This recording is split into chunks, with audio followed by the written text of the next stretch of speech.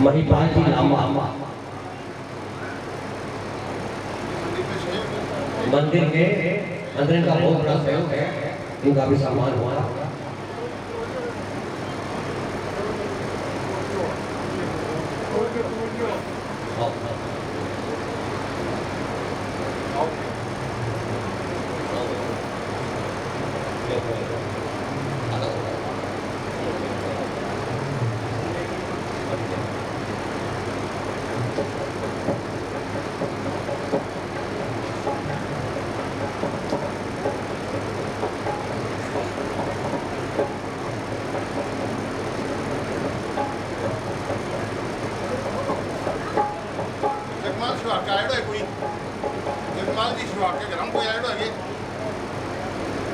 इस प्रकार से अब चारों कोलाहल हो रहा है। मंच पर भगवान शिव का पुरातन धनुष रखा गया है और राजा जनक एक स्थान पर बैठे हैं। उनके मंत्री आदि जो हैं वे भी अपने अपने स्थान पर बैठे हैं। सीता माँ भगवती सीता भी वहां पर मंच पर बैठी हुई है। उसी समय राजा जनक के मन से घोषणा होती है, तभी मंच उद्घोषणा कहे सुनो महिपाल, राजा जनक की पुत्रिका स्वयंवर यहाँ विशाल, बीच मंच सुंदर सजा शिव का धनुष विशाल, जो प्रत्यंचा ताड़ दे उसके गले बरबाद।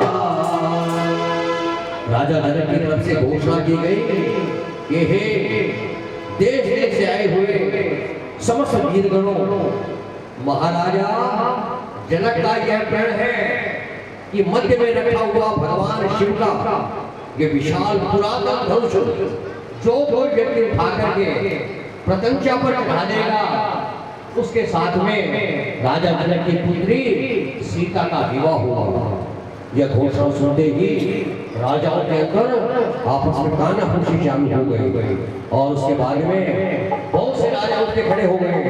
उठे कई राजा विचारी, निकट गए जहाँ धनुष सवारी, बहुत जोर लगावण लागे, मूरख गाल बजा कर भागे, आए साथ अनेक सुजाना, नहीं हिला सके धनुमाना, सभा मध्य सन्नाटा छाया, दुष्टों का सब गर्व मिटाया, कोई हताश देख महाराजा, बोले वचन दूत था साजा।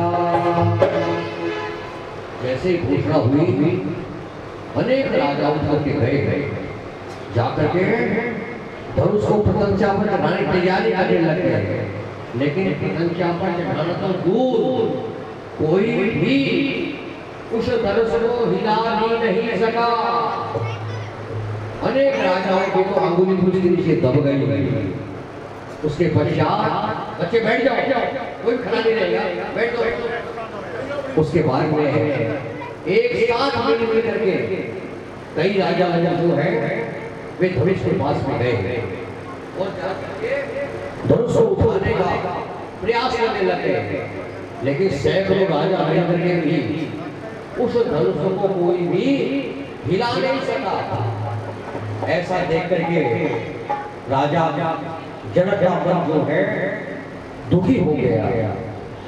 उन्होंने कहा कि मुझे ये मालूम होता कि पृथ्वी जो है वह क्षत्रियों से विहीन हो गई है, वीरों से विहीन हो गई है, तो मैं कभी भी ऐसा कड़ा जो है मन के अंदर विचार नहीं करता, प्रतिज्ञा नहीं करता।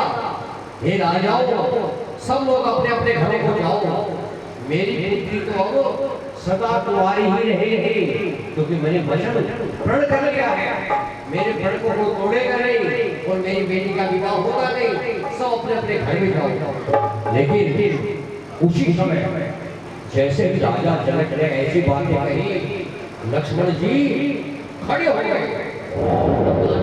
बातें करके लक्ष्मण जी ने कहा, बड़े भ्रात गुरु साथ में बोले वचन विचार, कंदुक शम महीने चलो नहीं लगे मोहि भार।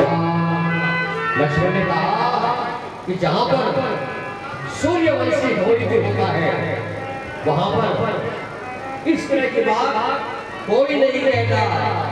जैसे बात राजा जनक ने कही है, ये धनुष तो क्या, यदि बड़े भाई भाई में बैठे हैं उनकी आज्ञा हो तो पृथ्वी को गेंद के हाथ में उठा करके समुद्र में डाल दो, इतनी शक्ति इन भुजाओं के अंदर है।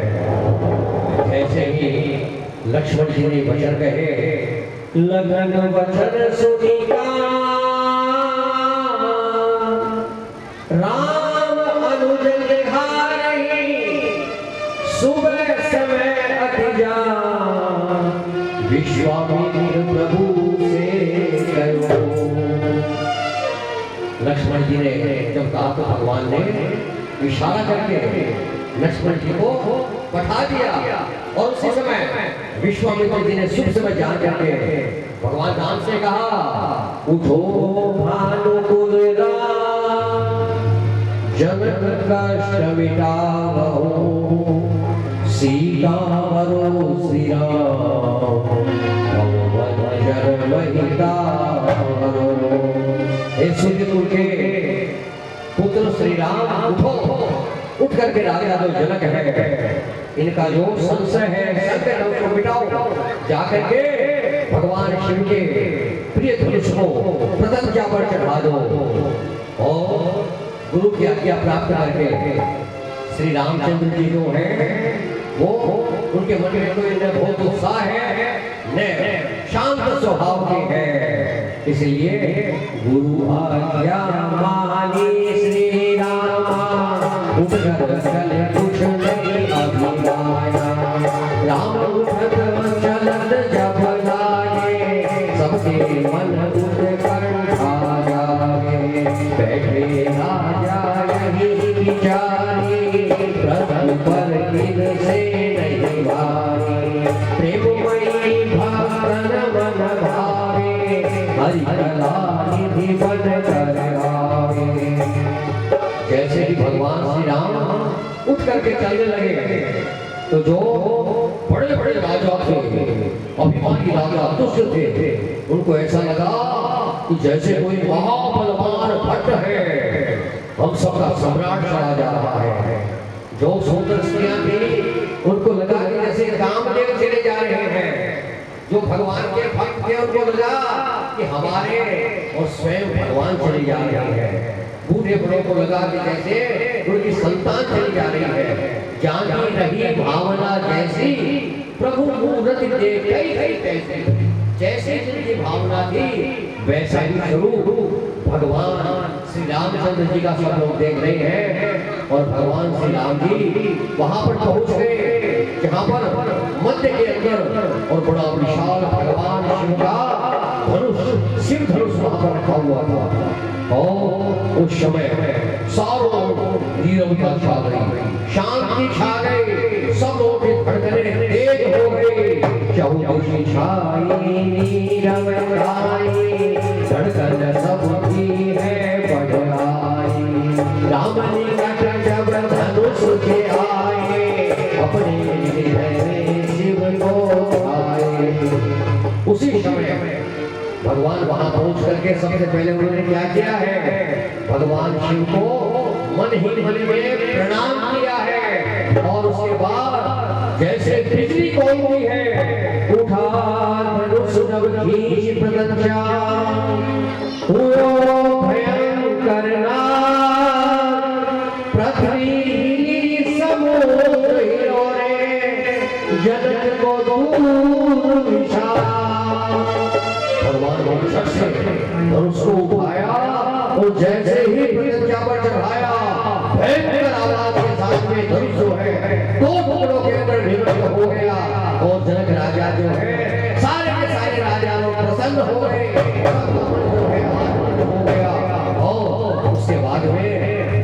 जनक का मन हर्षित हो गया है।